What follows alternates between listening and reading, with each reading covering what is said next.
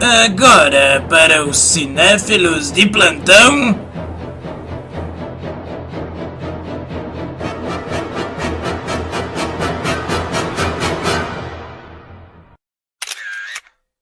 Câmera cega. Hã?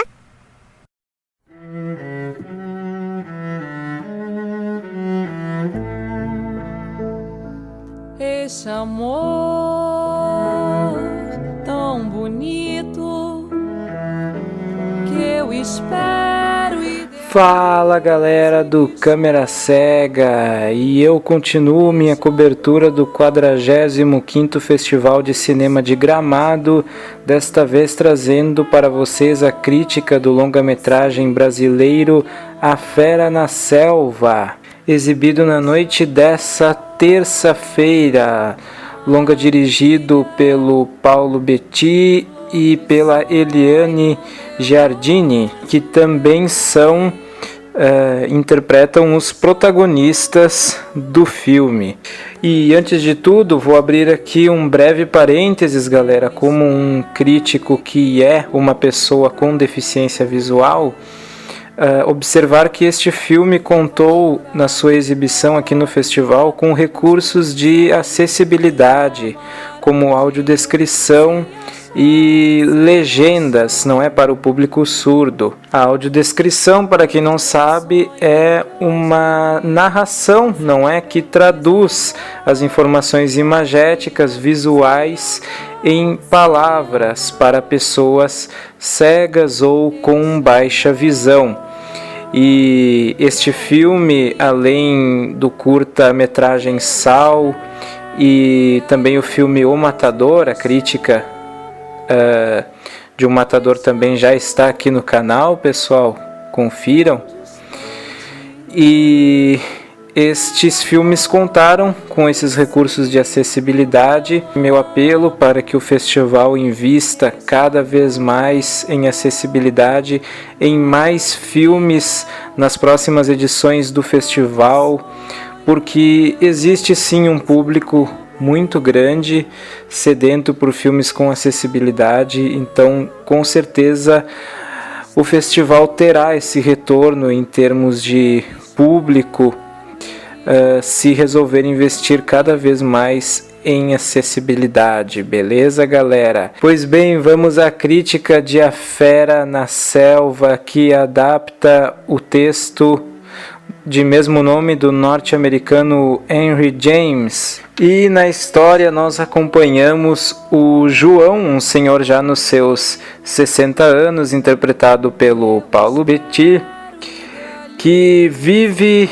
com a constante convicção, com a certeza de que algum dia algo extraordinário acontecerá na sua vida.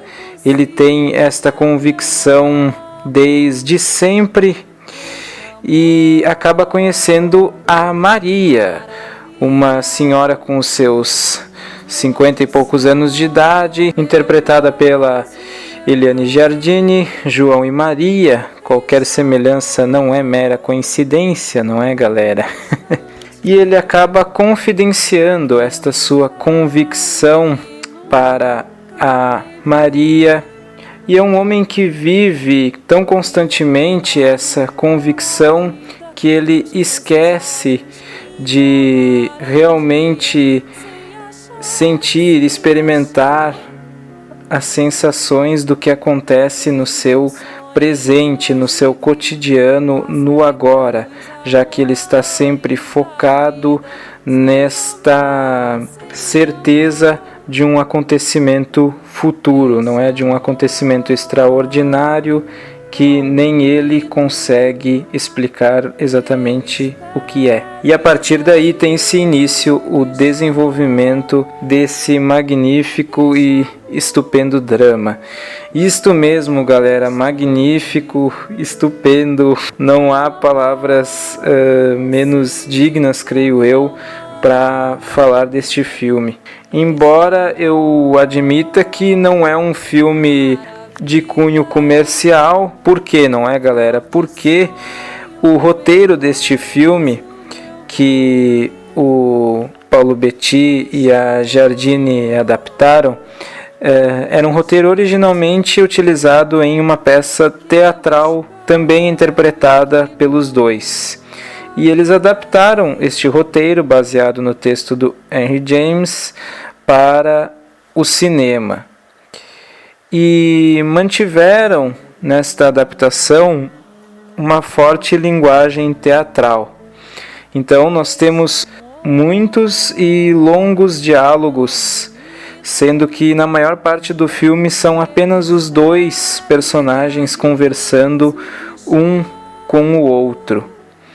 Além disso, trata-se de um texto com uma escrita bastante rebuscada, não é? A gente não tem o coloquialismo, os personagens não falam como nós falaríamos aí no nosso dia a dia, e trata-se de um texto de caráter bastante filosófico, não é? Muitas vezes o nosso casal tem longos diálogos, longos debates, não é? Longas discussões. Muitas vezes eles se repetem, não é? Eles voltam no mesmo ponto, retomam certos aspectos, mas tudo isso tem muito a ver com a intensidade, com todo o caráter emocional que a obra passa, e o texto é fantástico, um texto poderosíssimo, belíssimo, e que a nossa dupla interpreta de uma forma realmente brilhante, não é? Eles literalmente se entregam completamente ao texto, aos seus personagens. Então não é um filme que deva ser apreciado por todos. Não é para pessoas que preferem textos mais simples, mais coloquiais e que se entediam com longos diálogos. Não é um filme recomendável, mas para quem aprecia este tipo de material, desde que seja de qualidade, é sem dúvida um marco dentro do cinema brasileiro e, bom, da minha parte, um dos filmes aí mais incríveis aos quais eu assisti nos últimos tempos. E além disso, pessoal, apesar de sim predominarem os diálogos no filme, a gente também conta sim com sequências, cenas pontuais em que não existe nenhum diálogo. Por um lado, a gente tem paisagens belíssimas, então só isso já vai além da linguagem puramente teatral, porque as paisagens belíssimas, elas também têm uma importância incrível para o filme. A gente tem acesso a paisagens realmente belíssimas e que enriquecem, dialogam plenamente com o texto que é apresentado. E além das paisagens propriamente ditas, a forma, a sensibilidade com que essas sequências pontuais, sem diálogos, são construídas, somando-se ainda a questão da trilha sonora. Então a gente não tem uma única cena gratuita nesse filme, pessoal. É incrível como cada cena, mesmo aquelas que não contêm diálogos, como elas são cada qual preciosas, como enriquecem o filme de uma maneira sublime. E isso vai se adensando cada vez mais ao longo da trama, à medida que a relação do nosso casal vai se intensificando ao longo do filme, até que ao final a gente se depare com uma atmosfera completamente diferente daquela a qual a gente é apresentada no começo da obra. Fora a mensagem que a obra como um todo transmite, de uma importância fundamental nos dias de hoje, na situação política que o nosso país vive, e uma mensagem que pode ser aplicada aos mais diversos contextos, né? Uma mensagem de caráter mundial que vale não só para nações, mas principalmente para indivíduos, não é? para mim, para você, para cada pessoa deste mundo, independente de pátria, de nação, de cultura. Daí a preciosidade do texto. Então, o que eu quero deixar bem claro aqui é que, ao contrário de algumas críticas que já têm saído, não é por aí, ao menos no caso deste filme, eu acredito que a proposta mais teatral deste filme, não é, da linguagem trazida do teatro, não desmerece, não diminui o valor da obra, apesar de se tratar de uma adaptação para o cinema, aqui, portanto, de uma obra cinematográfica. Por quê, pessoal? Talvez por eu ser cego, uma pessoa com deficiência visual,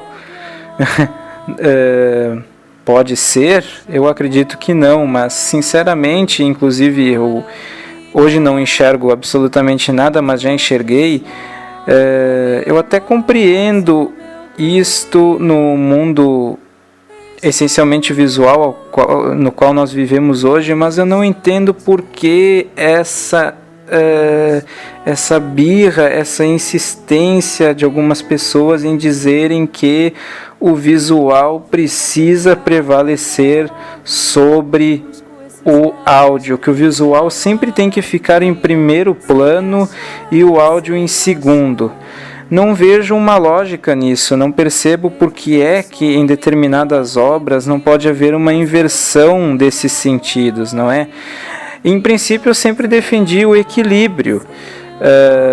Tanto o áudio quanto a imagem, eles têm igual importância, igual valor, pelo menos eles têm potencial para serem valiosos de igual forma, né? de maneira idêntica. Daí o nome audiovisual, não é? O áudio e o visual.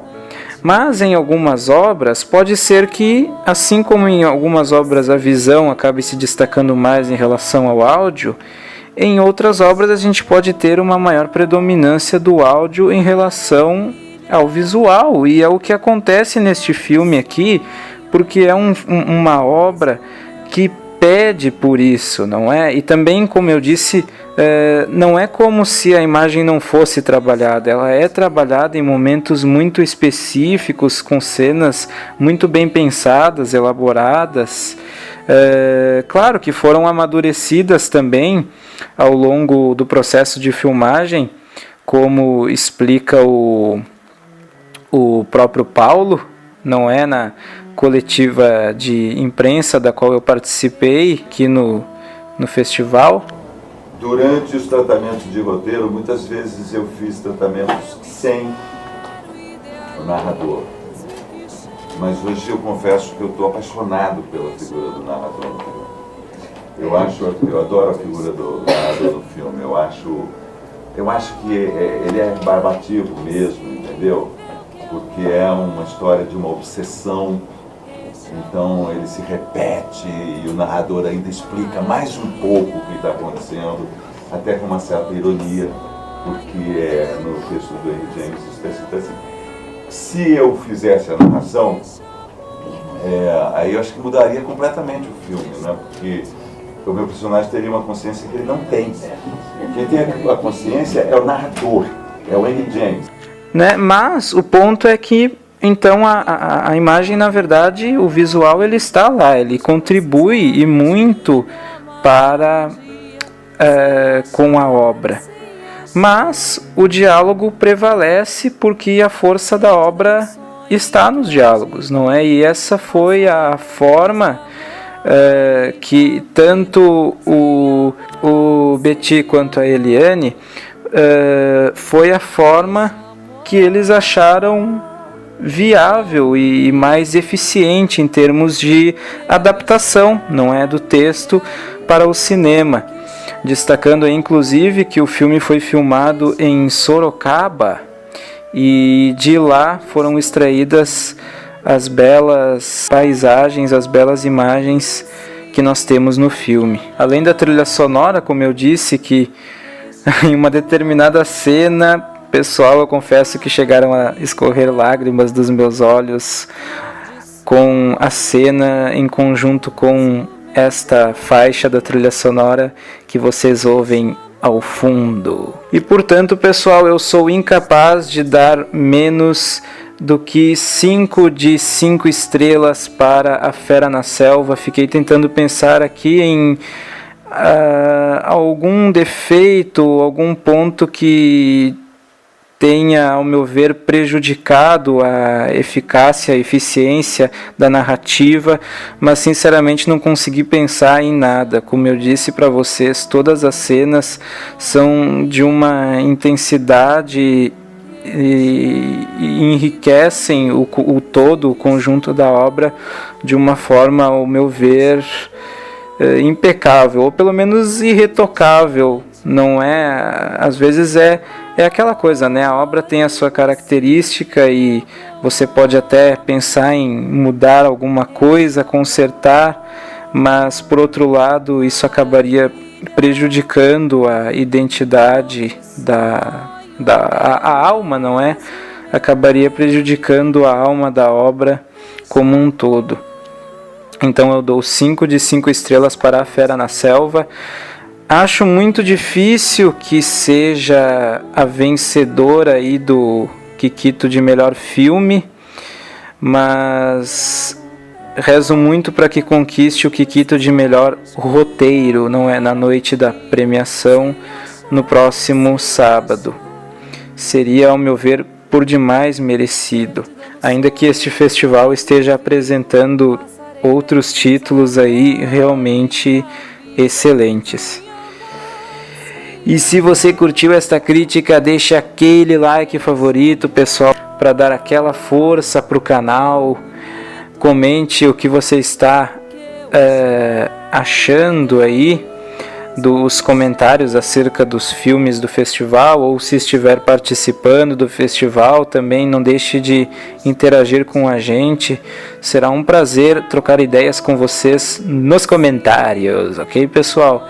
E fiquem de olho que a nossa cobertura continua aí nos próximos dias, com mais longas brasileiros, e também daremos aí uma atenção, não é, ao menos para os principais filmes aí concorrentes ao melhor longa-metragem estrangeiro. Ok, pessoal? Um abracéfilo para todos. Aquele abraço cinéfilo. Esse amor, maravilha, flor de sonho, meu gozo, meu bem. Esse amor tão distante que eu espero e que nunca